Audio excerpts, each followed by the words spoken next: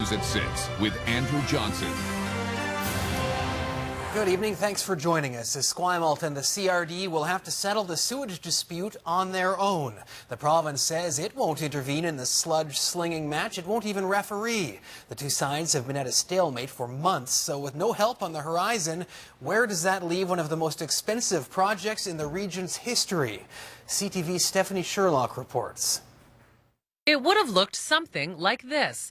A slick, modern facility few would guess was a sewage treatment plant. Had those drawings been available, I think the rezoning might have had a lot more support. But all the plans and all the work are down the drain. Well, at the end of the day, it is quite proper for the local governments who are elected by their tax-paying public. It's quite proper for them to resolve these issues themselves. The Environment Minister flushed away the idea that the province would force a treatment facility on McLaughlin Point, saying CRD board members have to figure it out for themselves. They are the ones who have the obligation to comply because they will be required to have sewage treatment. The question is who will pay for it. The answer is you, the taxpayer. This is a good decision by the minister. But the problem still exists. Where and how will we treat our sewage?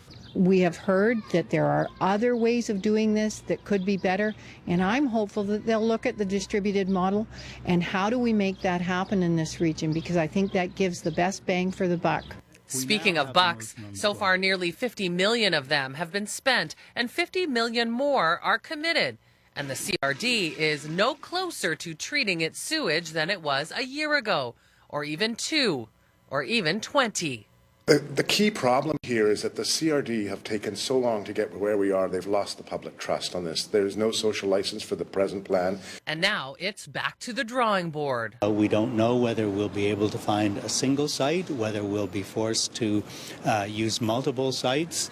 The configuration is going to be a problem. One the CRD will start trying to fix at its next meeting on June 4th. Stephanie Sherlock joins us now live with more. Steph, so this seals the deal. There will not be a sewage treatment facility at McLaughlin Point. The next question then, what are the other options? It's a very good question, Andrew, because there are very few other options or locations that have been looked at to date. McLaughlin Point to Heartland Landfill, that model was adopted early on, and despite other ideas being brought forward, none have been seriously considered. So tens of millions of dollars have been spent with nothing to show for it, and that has people now questioning the CRD's ability to get this plan going.